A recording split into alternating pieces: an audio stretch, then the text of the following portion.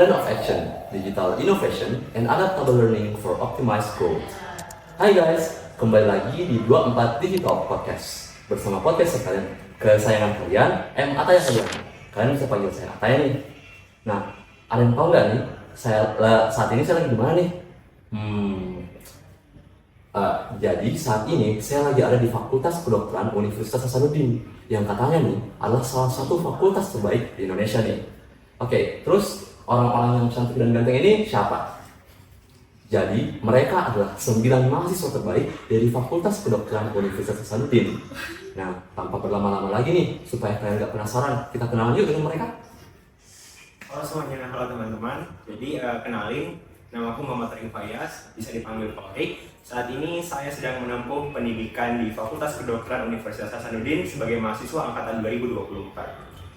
Halo semuanya, perkenalkan nama saya Muhammad Harlan Herman Syaritoma. Saya biasa dipanggil Harlan oleh teman-teman saya, dan saya sebagai salah satu orang yang diwawancara di podcast kali ini, saya merupakan mahasiswa S1 Fakultas Kedokteran Universitas Hasanuddin. Halo semuanya, nama saya Chanafira Asufa, biasa dipanggil Dita. Saya juga sebagai salah satu mahasiswi di Fakultas Kedokteran Universitas Hasanuddin. Hai semuanya, kenalin aku Sasha Bila Pertiwa Badana S, biasa dipanggil Kaca, dan sama seperti yang lainnya, aku juga salah satu mahasiswi di Fakultas Kedokteran Universitas Hasanuddin angkatan 2024. Hai semuanya, sebelumnya perkenalkan nama saya Angeli Paparan. Saya biasa dipanggil Angeli atau mungkin Jelly. Sama seperti yang lain sebelumnya, saya juga merupakan salah satu mahasiswi dari Fakultas Kedokteran Universitas Hasanuddin, dan saat ini saya lagi semester 2 dari angkatan 2024. Hai semuanya, perkenalkan saya Mungkin Rasman, akrab bisa Mutia.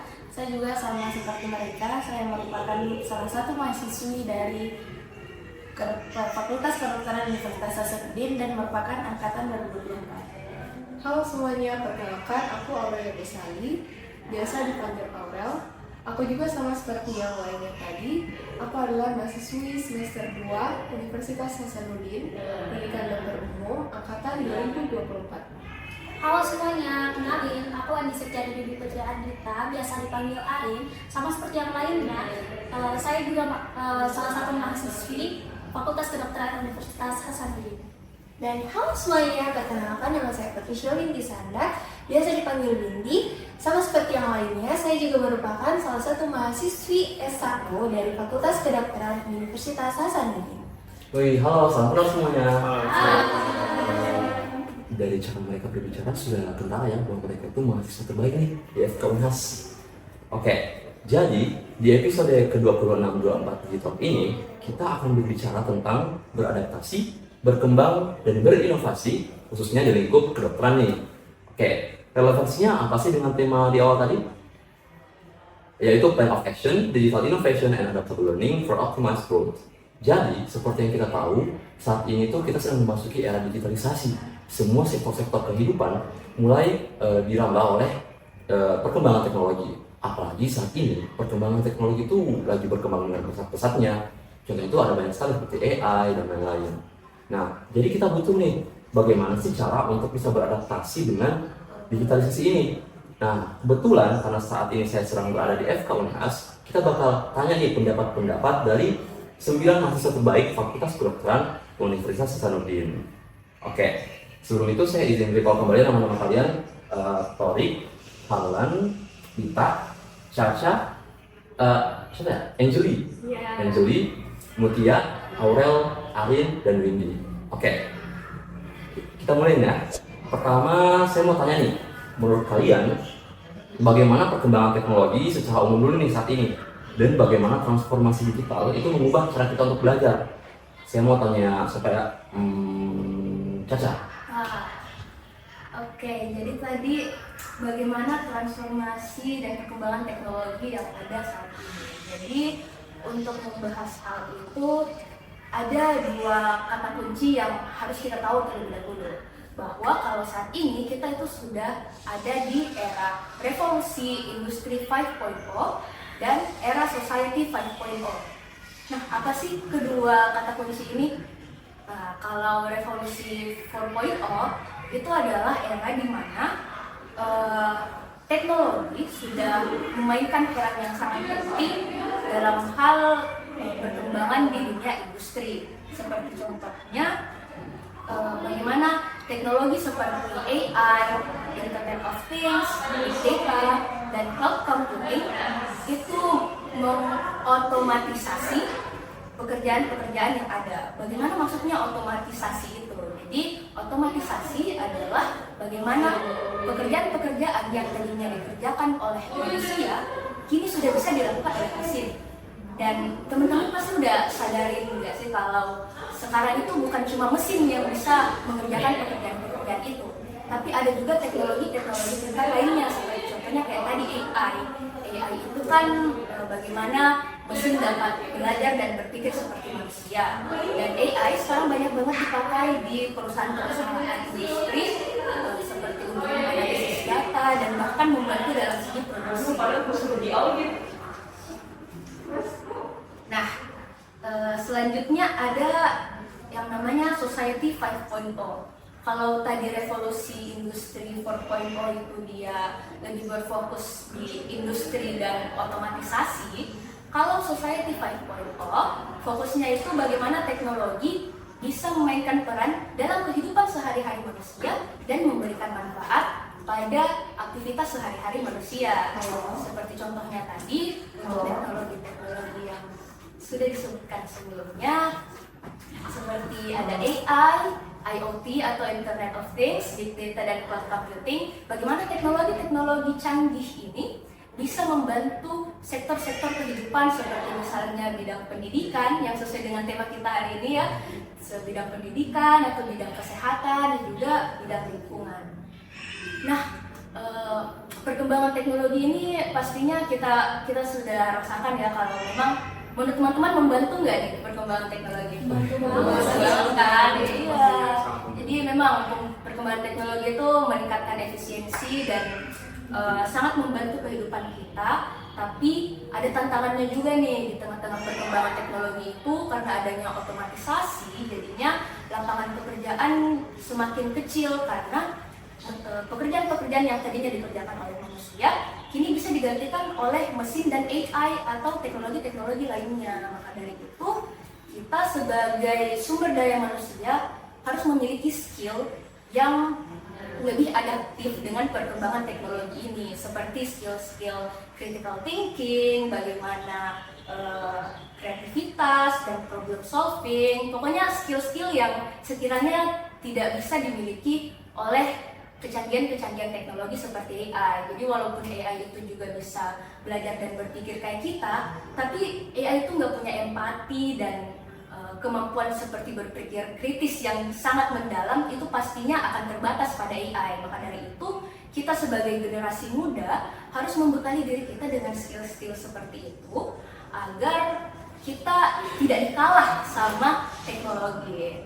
Seperti itu sih. Dan kalau tentang masuk lagi lebih dalam ke tema bagaimana transformasi digital di dunia pendidikan, ya bisa dilihat contohnya seperti perekaman podcast ini sih. Karena kita kan lagi ngerekam pakai, kita sudah tidak butuh kamera besar-besar gitu loh buat ngerekam. Sekarang kamera yang kecil bahkan sudah cukup untuk merekam, secanggih itu teknologi sekarang. Dan kemudian kita juga pasti sudah merasakan banyak hal bagaimana kita menggunakan AI untuk membantu kita mencari referensi dalam belajar. Kemudian untuk big data itu, kalau di Unhas sendiri kita tuh pakai sistem KRS online. Jadi di KRS itu terdata nilai-nilainya kita dan itu menghubungkan kita dengan dosen. Jadi kita tidak perlu banyak bertemu dengan dosen untuk menanyakan nilai, tapi kita langsung bisa lihat di internet itu nilai kita. Itu salah satu contoh penggunaan big data. Terus ada juga namanya tadi cloud computing. Nah, cloud computing itu penyimpanan. Seperti contohnya Google Drive, bagaimana kita bisa simpan data-data kita di Google Drive dan data-data itu bisa terhubung ke orang lain dengan mudah hanya dengan bantuan internet. Nah, itu sih kalau tentang digital dan pendidikan. Wah, keren banget sih Caca penjelasannya. Tadi itu banyak hal yang aku belum tahu loh, tapi aku baru tahu pas bilang. Keren banget sih. Ngomong-ngomong tentang contoh yang tadi kamu sebutkan itu, aku pengen dengar lebih banyak lagi deh tentang bagaimanakah contoh-contoh dari perkembangan teknologi itu mempengaruhi kehidupan dan fungsinya. Aku mau tanya ke Torik deh. Oh iya, terima kasih Kak Taya sebelumnya. Jadi kalau menurut saya, contoh dari penerapan teknologi itu sendiri di bidang pendidikan terkhusus bagi Fakultas Kedokteran Universitas Hasanuddin yang saat ini mungkin kami sudah rasakan, contohnya yang pertama yang bisa saya highlight yakni pada penggunaan e-learning maupun LMS. Seperti yang sudah dikatakan Caca tadi, bahwasanya seperti saat kita belanja KRS yang saat ini sudah dilakukan dengan online, terus bagaimana kita bisa melihat nilai kita dan lain sebagainya. Nah, salah satu contoh yang saya sebutkan tadi yakni e-learning juga, di mana pada e-learning tersebut di kami di Fakultas Kedokteran Universitas Hasanuddin ini memberlakukan e-learning. Jadi e-learning itu semacam website ataupun aplikasi, mungkin saat ini telah di-upgrade lagi Kak Ataya, jadi menjadi namanya Sikola. Jadi di Sikola itu kita bisa belajar 1 hari sebelum pembelajaran dimulai di kelas. Jadi kita bisa belajar di rumah, di kafe, maupun di tempat-tempat yang mungkin sebelumnya, sebelum ada teknologi ini kita tidak bisa dapatkan di tempat-tempat dari situ. Jadi anggap saja sebelum adanya e-learning ini kita harus belajar di kampus, kita harus diterangkan oleh dokter di kampus. Jadi setelah adanya e-learning ataupun sekolah ini, kita bisa belajar dari mana saja, kapan saja, dan di mana saja. Jadi lebih fleksibel bagi kita selaku mahasiswa untuk mendapatkan ilmu yang belum kita dapatkan. Nah, selain daripada e-learning, di Fakultas Kedokteran ini juga sudah memberlakukan VR. Jadi ya VR. Mungkin katanya belum tahu. Iya. Jadi VR itu sudah diberlakukan di sini katanya di lab anatomi. Jadi kami Fakultas Kedokteran Universitas Hasanuddin ini memiliki berapa VR? 6 ya? 6 ya, punya 6 VR. Jadi ketika kita melakukan istilahnya praktikum. Nah, kan dulu sebelum adanya VR kita hanya melakukan praktikum lab basah katanya. Jadi kita hanya melakukan praktikum anatomi di lab anatomi lantai 1, yang mana itu kita hanya melihat kadaver secara langsung, kita hanya melihat print outnya saja, dan kita tidak bisa masuk kayak langsung gambaran langsung gitu loh. Jadi kayak kita bisa lihat langsung dalam organ manusia gimana. Jadi VR itu kayak tidak bisa langsung kayak praktis. Betul. Iya. Tidak langsungnya. Iya, jadi semacam apa ya? Lebih leluasa bagi kita. Karena kan kalau kadaver mungkin kita bisa melihat kadaver itu terbatas. Mungkin karena kadavernya juga sedikit, terus terbatas kadavernya, jadi tidak seleluasa dari VR. Mungkin teman-teman kita nggak tahu apa itu kadaver. Nah, jadi kadaver itu adalah guru besar kami, yakni mayat yang sudah diawetkan menggunakan formalin, ya seperti itu. Jadi salah satu guru besar yang membantu kami dalam belajar anatomi dari organ-organ manusia, seperti itu. Jadi menurut kami di Fakultas Kedokteran Universitas Hasanuddin sendiri telah merasakan banyaknya manfaat yang didapatkan dari penggunaan teknologi selain daripada e-learning, ada juga VR. Nah, di Fakultas Kedokteran Universitas Hasanuddin juga ini sudah melakukan seperti gamifikasi. Jadi ketika kita belajar anatomi juga seperti yang saya jelaskan tadi, selain daripada menggunakan VR, kita juga menggunakan yang namanya Kahoot. Mungkin Kak Taya sudah tahu Kahoot? Benar sih. Ya, Kahoot dan juga Quizzes. Oh. Nah, jadi biar pembelajaran kita lebih interaktif, agar kan biasanya nih mahasiswa itu sering jenuh ketika belajar hanya monoton, hanya mengerjakan soal. Nah, dengan adanya Quizzes, ketika kita belajar di kelas itu akan lebih seru. Gimana teman-teman, setuju nggak? Seru banget. Nah, jadi Quizzes itu seperti kita akan berkompetisi satu sama lain dalam sebuah kelompok. Nah, yang mana nanti terkadang dokter itu akan memberikan hadiah bagi kita ketika kita mendapatkan nilai tertinggi pada Quizzes tersebut. Jadi ada motivasi tambahan. Iya, ada motivasi tambahan dong. Jadi kayak lebih seru, jadi lebih memotivasi bagi kita. Nah, selain Quizzes juga kita bisa ini yang saat ini sedang menjadi topik, yakni AI. Ya, jadi kita Fakultas Kedokteran juga memanfaatkan AI sebagai mahasiswa. Nah, bagaimana? Jadi mungkin begini. Kita tentu sebagai mahasiswa, ilmu yang masih kami peroleh tentunya masih sangat terbatas. Nah, tentu kita memerlukan dokter. Nah, tentu saja kita mengetahui dan kita sadar bahwa waktu yang dokter punya itu terbatas karena sibuknya jadwal yang dimiliki oleh dokter tersebut. Nah, dengan adanya AI kita bisa bertanya kapan saja dan di mana saja tentunya. Jadi ketika kita menggunakan ChatGPT, ketika kita menggunakan seperti halnya Perplexity, nah itu kita bisa mencari informasi tambahan dari sana. Jadi tidak hanya menggunakan e-learning, jadi kita juga bisa belajar menggunakan AI. Nah, kita juga bisa membantu memperoleh ilmu baru, memperoleh sudut pandang baru bagi kami, yang mana hal itu tentunya membuat kita semakin lebih berintelektual lah.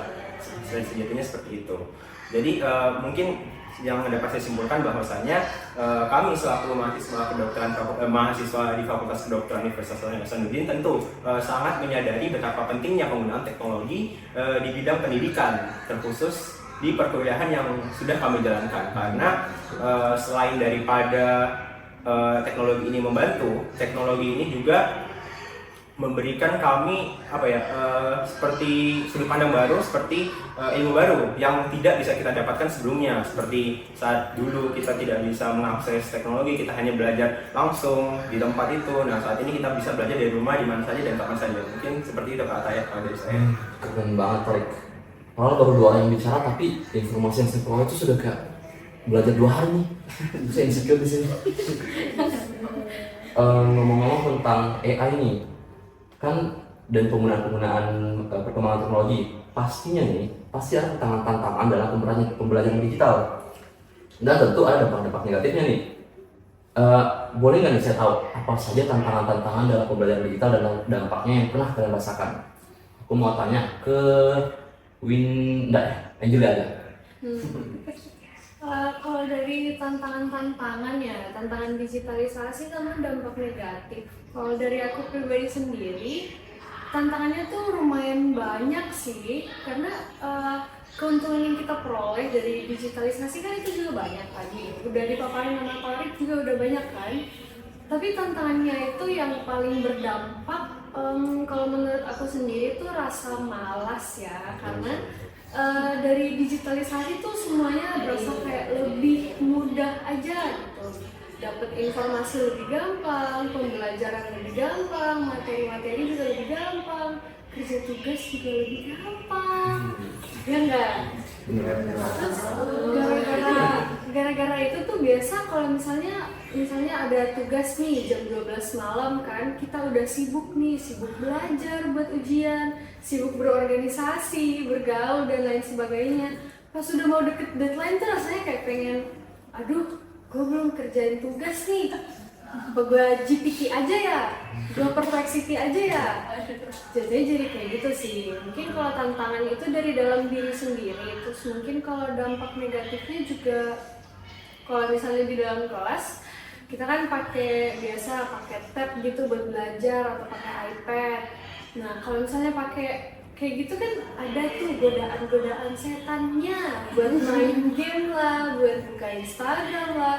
Jadi fokus buat belajarnya tuh terbagi, nggak bisa fokus kayak belajar, nanti dikit-dikit buka TikTok, dikit-dikit buka IG. Jadi materi yang masuk tuh lebih sedikit, lebih banyak hiburan yang masuk karena nggak fokus. Terus apa lagi ya? Mungkin kalau dampak negatifnya lagi, kurang lebih yang paling umum yang bisa dikatakan hampir semua orang rasa itu mungkin di rasa malas doang sih, sama itu fokusnya kebagi kalau misalnya mau belajar. Iya sih, aku baru kepikiran nih.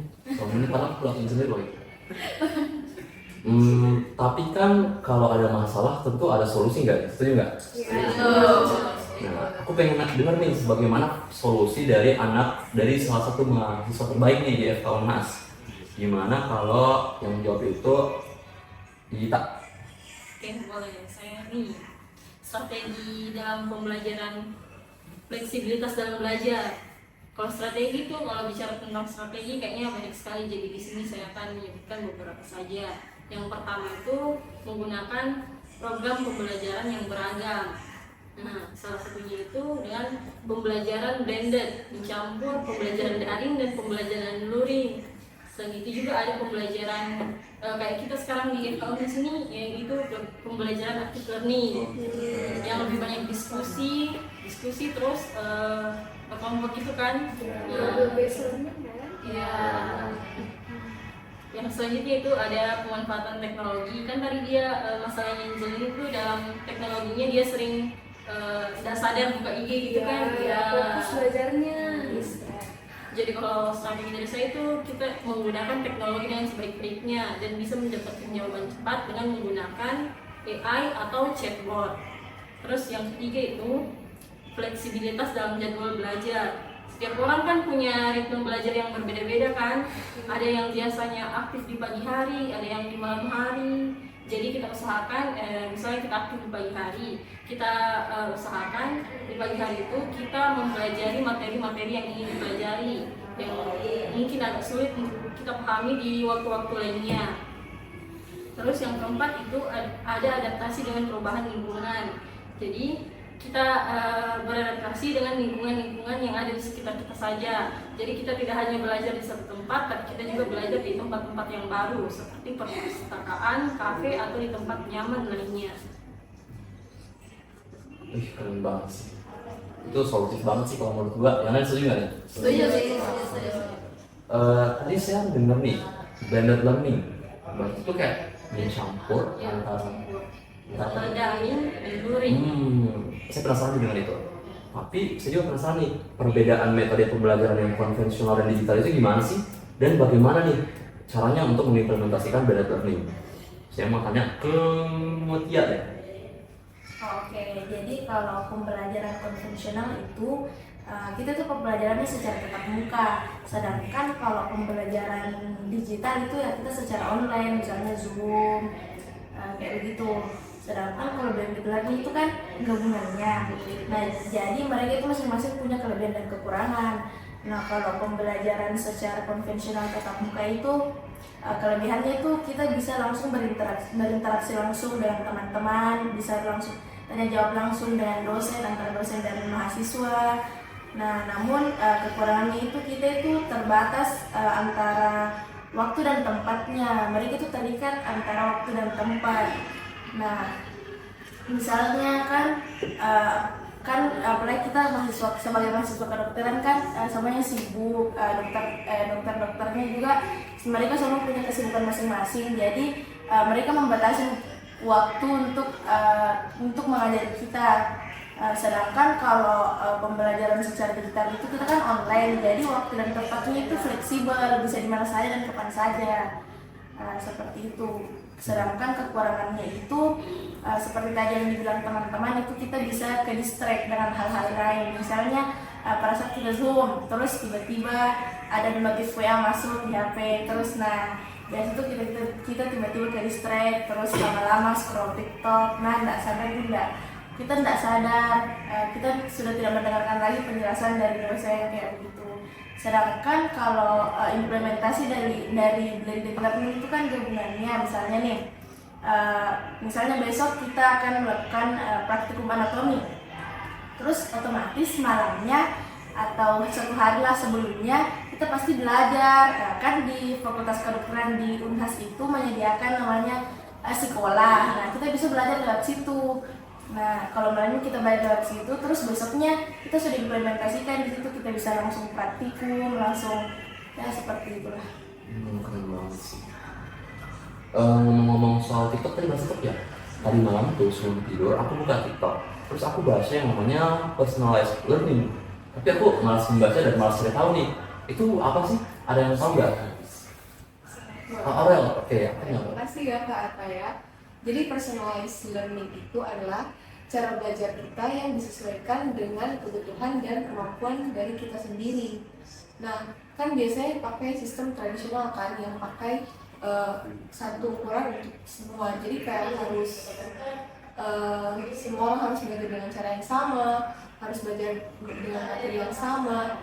Nah, kalau di personalized learning itu semua orang belajar sesuai dengan kebutuhan mereka, sesuai dengan kemampuan mereka. Jadi lebih mudah. Nah, kalau personalized learning itu kan tiap orang punya kemampuan yang berbeda-beda ya. kemampuan aku dengan dia beda, kemampuan aku dengan Angel beda, dan yang kita semua di sini kan beda-beda ya kemampuannya. Nah, jadi kalau personalized learning itu kayak misalnya kalau ada yang sudah mengerti dan kita belum mengerti kan pasti kita yang tertekan ya, karena agak pusing juga. Nah, contohnya juga kita sudah mengerti dan orang lain belum mengerti, jadi kita bisa lebih cepat untuk mengejar materi. Nah, selain itu juga personalized learning itu kan tiap orang punya gaya belajar yang berbeda-beda. Nah, dengan adanya personalized learning ini, semua orang bisa belajar dengan cara yang nyaman. Nah, kalau kita belajar dengan nyaman kan pasti lebih gampang masuk ke otaknya. Itu lagi kan. Keren banget Paknya, aku tanya apa itu personalized learning. Terus kalau dari perkembangan teknologi ini kira-kira ada keterampilan khusus gitu nggak ya kalau mau bisa survive nih di masa digitalisasi ini, dan kenapa sih keterampilan itu penting? Aku mau tanya yang cowok deh, Alan. Ya, jadi pertanyaannya tadi dari Kak Ataya itu kan pada era digitalisasi kali ini apa sih keterampilan yang sekiranya penting untuk dimiliki dan kenapa hal itu menjadi sebuah urgensi? Nah, kalau menurut pandangan saya sendiri, era digitalisasi ini untuk kita dapat menghadapi atau beradaptasi di era ini, kita memerlukan 5 kemampuan, dan 5 kemampuan ini saya rasa nggak cuma di era digitalisasi aja pentingnya. Memang 5 keterampilan ini memang sesuatu yang kekal dan tidak terkekang oleh zaman. Jadi kita di era manapun kita tetap memiliki 5 keterampilan ini. Dan kalau saya sebutin satu persatu, mungkin yang pertama yang jelas kemampuan untuk beradaptasi. Yang kedua, kemampuan untuk memanage waktu dan juga disiplin. Yang ketiga, kemampuan berpikir kritis dan problem solving. Lalu keempat, kemampuan untuk berkomunikasi. Dan yang kelima adalah literasi. Nah, kita bahas satu persatu. Yang pertama, adaptasi. Adaptasi dalam era digital ini menurut saya hal yang paling penting lah. Kenapa? Karena di era digitalisasi kali ini atau revolusi industri 4.0 ini, bagi saya perkembangannya paling cepat, paling masif, dan paling rapid. Kenapa? Dari awal sejarah umat manusia, untuk dari awal perkembangan sampai terciptanya mesin uap itu butuh 18 abad. Atau dari awalnya kita yang kemana-mana masih pakai kuda ya dulu, manusia tradisional itu mungkin dulu, sampai terciptanya mobil itu kita butuh 18 abad. Jadi perkembangan zaman itu tidak selalu dikali 2, tapi bisa jadi eksponensial, jadi lebih cepat lagi berkembangnya. Salah satu contohnya ya pada saat ini kita di revolusi industri 1 mungkin hanya tercipta mesin uap, pertama kali mesin uap, lalu beberapa puluh tahun kemudian tercipta mesin produksi massal, lalu revolusi industri ketiga tercipta teknologi berbasis elektronik, dan pada revolusi industri keempat ini bagi saya adalah yang paling cepat, paling masif. Kenapa? Karena tiba-tiba tidak pernah terbayangkan oleh kita sebelumnya bahwa kita bisa menggunakan sebuah teknologi yang dimana dalam waktu 5 detik keluar semua informasi secara cepat, lalu bisa berkomunikasi atau virtual reality begitu. Dan di revolusi industri keempat ini bagi saya hal yang paling masif, paling cepat. Karena mereka menawarkan produk-produk seperti AI, Artificial Intelligence, Virtual Reality, lalu Internet of Things, dan Cloud Computing. Dan bagi saya adaptasi itu kita harus bisa menggunakan keempat produk tersebut. Satu contohnya AI simple seperti ChatGPT, chatbot, dan lain-lain itu memang simple penggunaannya. Tapi untuk penggunaan efektif kan kita perlu kemampuan untuk menciptakan sebuah prompt yang tepat agar jawabannya relevan dan lain-lain. Dan dalam penggunaan virtual reality juga kita harus mengetahui cara pengoperasiannya dan lain-lain. Nah, yang kemampuan kedua yang tadi saya sebutkan itu adalah kemampuan memanage waktu dan juga disiplin. Apalagi kita mahasiswa ini kan kita harus punya kemampuan memanage waktu lah, skala prioritas. Kita harus tetap bisa membagi antara mana waktunya kita untuk bermain dan mana waktunya kita untuk belajar. Dan satu hal yang menjadi PR besar bagi mahasiswa ini dalam penggunaan teknologi adalah kita terlalu dimanjakan dan juga terlalu banyak hal-hal menarik di teknologi ini. Sebagai contohnya, kita mengerjakan tugas yang tadinya bisa 1 jam, bisa jadi hanya 10 menit karena penggunaan AI. Lalu juga selanjutnya banyak hal-hal di teknologi atau sosial media sekarang seperti TikTok, Instagram yang memuat konten-konten yang sangat-sangat menarik ya, yang sangat menjadi distraksi bagi kita. Jadi bisa saja ketika waktunya belajar datang, kita malah sibuk scrolling, malah sibuk main media sosial dan lain-lain. Dan itu salah satu hal yang menjadi PR besar bagi kita mahasiswa. Jadi keterampilan kita dalam mengelola waktu, menentukan mana yang lebih prioritas bagi kita, itu menurut saya adalah sebuah keterampilan yang penting juga di masa ini. Dan yang ketiga adalah literasi digital. Literasi digital, kenapa hal ini penting? Pada dasarnya literasi digital adalah kemampuan kita untuk memahami, menggunakan, dan menilai sebuah teknologi ataupun menggunakan sebuah teknologi agar menjadi lebih efisien dan efektif. Sebagai contohnya, kita harus mengetahui dulu esensi dari penggunaan AI ini agar kita bisa menggunakan AI secara lebih efektif dan secara lebih efisien. Selain itu, literasi digital ini juga penting untuk menyortir informasi. Pada era digitalisasi ini, informasi ini gila-gilaan bagi saya. Karena apa? Informasi dari setiap penjuru dunia bisa menyebar hanya dalam waktu 1 menit posting, menyebar 1 menit posting, menyebar. Dan itulah yang menjadi PR bagi kita mahasiswa juga untuk melakukan cross check dari setiap informasi. Jangan terbawa oleh propaganda yang tidak benar, dan jangan juga terbawa oleh ujaran-ujaran yang tidak benar begitu. Jadi sebuah kemampuan literasi digital itu bagi saya penting karena informasi terlalu cepat menyebarnya, dan kita harus memiliki kemampuan untuk menyortir mana yang benar dan mana yang salah, supaya kita tidak mengambil stance yang salah, supaya kita tidak membela sebuah hal yang salah dan tidak salah kaprah dalam menilai sesuatu. Dan selanjutnya kemampuan berpikir kritis dan juga kemampuan problem solving. Bagi saya ini bukan cuma di era digitalisasi saya pentingnya, tapi di setiap era juga bahwa kita harus bisa berpikir kritis dan menyelesaikan masalah dengan seefektif mungkin. Karena apa? Karena di setiap era, bukan cuma era digitalisasi yang menghadirkan masalah-masalah, tapi era-era lainnya juga. Tapi di era digitalisasi ini mungkin permasalahannya lebih kompleks, dan kita harus punya kemampuan berpikir kritis untuk sekiranya mendikte apa yang menjadi permasalahan awalnya, lalu problem solving supaya kita bisa mengefisienkan waktu kita untuk menghadapi masalah-masalah yang ada, dan juga supaya kita tidak terlalu berbelit-belit dalam menyelesaikan masalah yang hadir dalam hidup kita. Dan selanjutnya yang terakhir adalah kemampuan komunikasi. Nah, ini juga salah satu menurut saya yang paling sederhana tapi paling penting. Kenapa? Komunikasi konvensional atau komunikasi secara langsung itu bagi saya berbeda dengan komunikasi digital. Kalau komunikasi kamu secara langsung, ada 2 faktor penunjang lainnya, dan bukan cuma bahasa ataupun sopan santunnya kamu.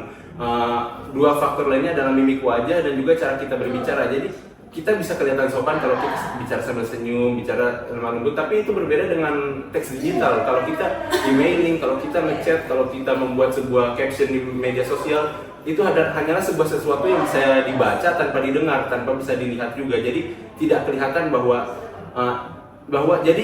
teks ini membranding kita juga, bagaimana cara kita berpikir, bagaimana cara kita menilai sesuatu itu menjadi sebuah value bagi diri kita sendiri. Berbeda seperti misal contoh saya berbicara langsung dengan Tori, kemampuannya yang penting saya bicara Tori sopan, bisa senyum. Tapi kalau kemampuan digital, saya kan kalau cuma bilang Tori tolong dikerjakan ini ya, seperti memberitahu seperti tidak sopan. Nah, itu yang harus penting juga, apalagi bagi mahasiswa ngechat dokter, ngechat dosen. Lalu kemampuan kalau berbicara di media membuat caption di media sosial itu penting, mungkin karena jangan sampai penggunaan bahasa kita tidak tepat sehingga kita dikecam, menimbulkan kesalahpahaman dan lain-lain.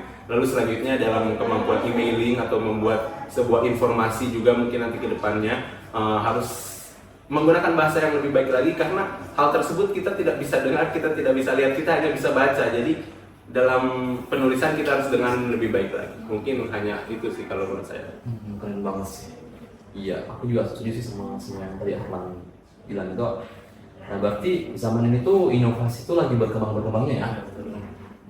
Aku pengen tanya nih, langkah-langkah strategis untuk memaksimalkan inovasi digital di pendidikan itu gimana sih? Terus kan gini, kalau pendidikan itu ada pelajar dan ada pendidik. Nah, gimana sih biar si pelajar dan pendidik itu bisa lebih proaktif dalam pembelajaran digital? Aku mau nanya ke Arin. Aduh, aku banget nih. Oke, baik. Jadi seperti yang kita tahu ya, inovasi digital ini bukan hanya untuk bagaimana kita menggunakan teknologi, tapi bagaimana kita bisa memahami secara efektif agar pembelajaran itu lebih optimal. Jadi tadi untuk pertanyaannya, langkah strategis yang perlu kita ambil untuk memaksimalkan dan mendorong pendidik dan pelajar untuk lebih proaktif ya. Iya, betul. Jadi yang pertama mungkin yang perlu kita ambil itu ya membangun pemikiran yang adaptif, yang dimana pelajar dan pendidik perlu sikap fleksibel dalam hal ini, dalam memahami teknologi ini. Yang kedua mungkin yang bisa kita lakukan adalah meningkatkan pengetahuan dan keterampilan mengenai teknologi ini. Mungkin misalnya dengan memanfaatkan aplikasi seperti yang tadi dikatakan oleh teman-teman, e-learning, AI, atau aplikasi interaktif lainnya. Nah, yang ketiga mungkin kita bisa melakukan evaluasi. Evaluasi maksudnya ini memastikan apakah teknologi ini tuh benar-benar efektif atau enggak gitu. Mungkin itu sih, tapi kuncinya seperti judul kita ya, kita harus terus berkembang, terus beradaptasi dan harus berani berinovasi. Mungkin itu aja sih. Keren banget nih, thank you ya Arin atas pendapatnya. Ngomong tentang judul kita nih, beradaptasi, berkembang, lalu berinovasi. Itu hubungannya apa sih? Aku mau tanya ke Windy. Nah, jadi beradaptasi, berkembang, dan berinovasi. Tentunya kita ketahui bahwa apabila kita tidak dapat beradaptasi, tentunya inovasi itu pasti tidak ada. Dengan kita beradaptasi, tentunya itu kita menyesuaikan diri kita terhadap lingkungan baru dan tantangan baru, seperti di zaman sekarang ini, di mana kita sebagai mahasiswa kedokteran sangat terpapar dengan teknologi. Disinilah kita harus mampu menyesuaikan diri kita untuk beradaptasi dengan hal-hal tersebut. Bagaimana kita memanage waktu, bagaimana kita menggunakan teknologi itu dengan bijak. Kemudian apabila kita telah beradaptasi dengan baik, maka di situ kita akan memasuki fase berkembang, di mana kita akan mengalami proses perkembangan. Bagaimana kita dapat mengatur waktu kita dapat bagaimana cara kita untuk menghadapi masalah-masalah dan tantangan-tantangan yang ada. Kemudian apabila kita telah mampu untuk berkembang dengan baik, maka tentunya kita akan membuat suatu inovasi yang baru. Kita akan memunculkan inovasi yang baru yang tentunya itu akan lebih baik dan dapat unggul dengan masa depan yang ada. Mungkin itu saja sih. Thank you Windy atas penjelasannya nih. Aku mau kita semua tepuk tangan dulu deh untuk kalian. Keren banget sih. Pendapat-pendapat kalian itu semuanya daging. Bisa, aduh. Nggak salah sih kalau kalian jadi mahasiswa terbaik nih di FK Unhas. Sekarang kita adain sesi diskusi dan tanya jawab. Kan otomatis pemikiran kalian masing-masing itu beda-beda kan. Gimana kalau kita saling tanya jawab nih tentang pendapat-pendapat kita tadi. Mungkin juga ada pertanyaan yang diwakilkan dari penonton nih. Oke. Boleh nggak? Kalau dari Kak Ataya sendiri deh, menurut Kak Ataya, tantangan-tantangan yang Kak Ataya rasain selama perkembangan digital itu apa aja? Waduh, semua yang kamu sebutin tadi tuh aku rasain semua nih. Rasa malas, terus godaan untuk membuka TikTok atau hiburan orang lain di saat harusnya saya lagi kerja tuh, aduh semuanya aku rasain nih. Kadang juga nih kalau malam sebelum tidur itu aku bisa tidur sampai jam 2, tau nggak ngapain? Scroll TikTok dulu, iya. Jadi tantangan yang kamu sebutin tadi itu semuanya betul-betul nyampe, menusuk di hati aku, tersinggung. Tapi ya awalnya aku nggak tahu nih solusinya gimana cara menghadapi masalah-masalah itu. Tapi berkat tadi solusi-solusi yang dipaparkan oleh Ita, akhirnya aku jadi punya bayangan nih mau ngapain nih supaya tadi masalah-masalah yang aku rasakan itu tidak terulang lagi. Nah, jadi yang kalian ngomongin semuanya insightful banget sih, sangat bagus banget. Mungkin yang lain ada yang mau bertanya? Coba saya deh. Mungkin tadi kan kalau saya kan tadi menjelaskannya tentang keterampilan yang harus dimiliki. Nah sekarang saya lempar pertanyaan mungkin ke Kak Ataya sendiri. Kalau dari Kak Ataya sendiri nih, keterampilan apa aja dari yang kelima tadi saya sudah sebutin yang memang Kak Ataya sudah miliki mungkin, dan apa yang mungkin yang paling menjadi tantangan untuk membentuk keterampilan tersebut? Oke, jadi sebelumnya saya setuju banget nih sama kelima keterampilan yang tadi kamu sebutin nih, Harlan. Kalau aku sendiri sih dari kelimanya kayaknya Belum ada deh. Aku masih dalam apa ya? Mungkin ada sih tapi masih belum se-expert itu, masih yang newbie gitu lah. Iya. Jadi aku juga masih pengen nih buat ngembangin lagi karakter itu. Tentu dengan motivasi yang penjelasan yang pemberitaan tadi, aku lebih yakin bahwa ternyata keterampilan itu memang penting nih di masa-masa saat ini. Daripada aku terus ditanya, gimana kalau saya tanya yang lain deh? Aku pengen nanya nih ke siapa ya? Ke Aurel deh. Kalau kamu gimana dari keterampilan yang tadi kamu sebutin? Sama sih kayak kakak sendiri, aku masih newbie kan. Bohong nih. Masih itu ya, berarti masih dikembangin juga ya? Iya, masih belajar untuk mengembangkan diri. Sesuai yang disebutin tadi Windy, bahwa kita harus beradaptasi dulu nih, terus berkembang, lalu ada inovasi deh. Kalau Windy sejauh ini inovasi yang telah dibuat apa nih? Kalau saya sih, dari saya mungkin inovasi dari saya bagaimana inovasi tentang penelitian saya dalam masa pembelajaran saya, bagaimana saya dapat menemukan gaya belajar saya untuk menjadi salah satu mahasiswa terbaik di Fakultas Kedokteran. Mungkin itu sih. Ya, sebenarnya ini tuh videonya live. Nah saat ini ada penonton yang bertanya. Ini pertanyaannya adalah tentang blended learning untuk Mutia nih katanya. Untuk Kak Mutia, kira-kira blended learning itu seberapa efektif sih di era saat ini? Tentunya sangat efektif ya teman-teman, karena kita tidak mungkin langsung mengetahui sesuatu tanpa belajar terlebih dahulu. Betul.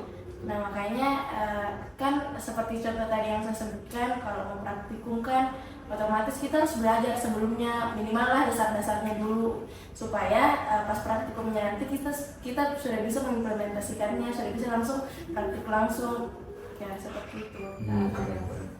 Nah, jawab nggak? Oke, kayaknya jawab ya. Soalnya itu tadi bagus banget jawabannya.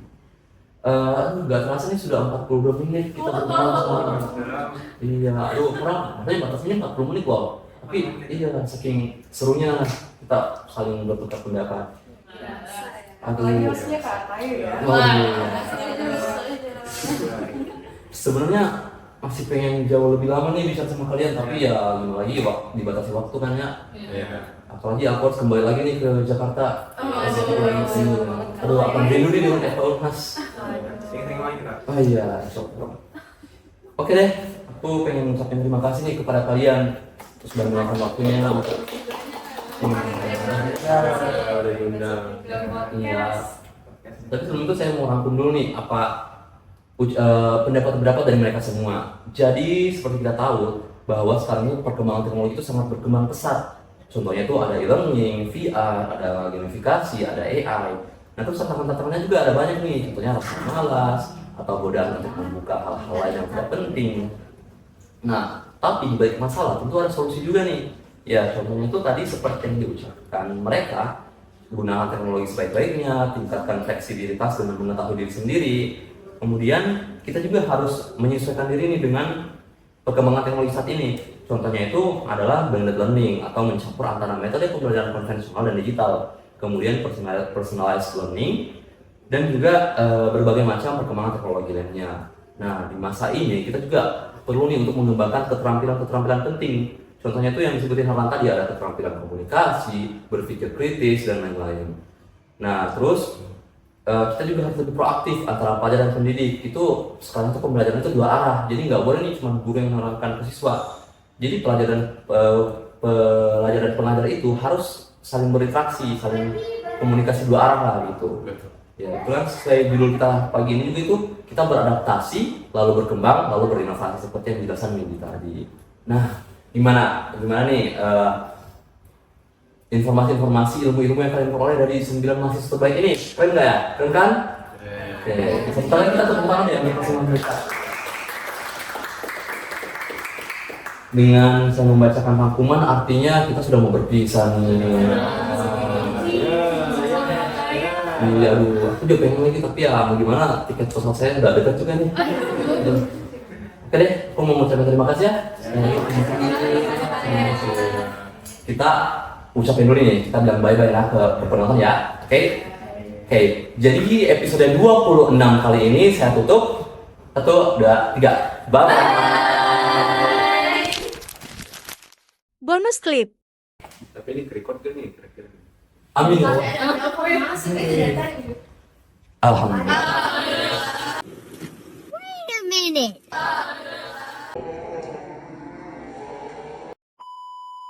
Kak Ataya passwordnya?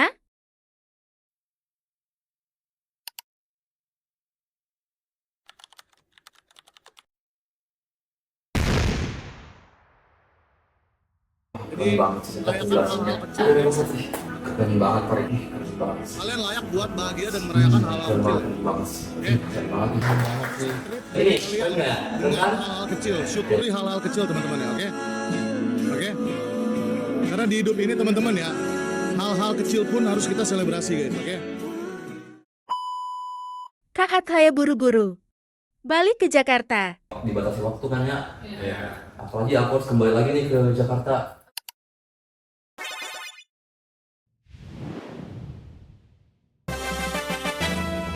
Keren nggak ya? Keren kan? Another bloopers.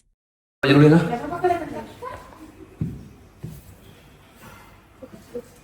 Oke nih. Kembali lagi di podcast Digitalk. Apa? Topik. Ya.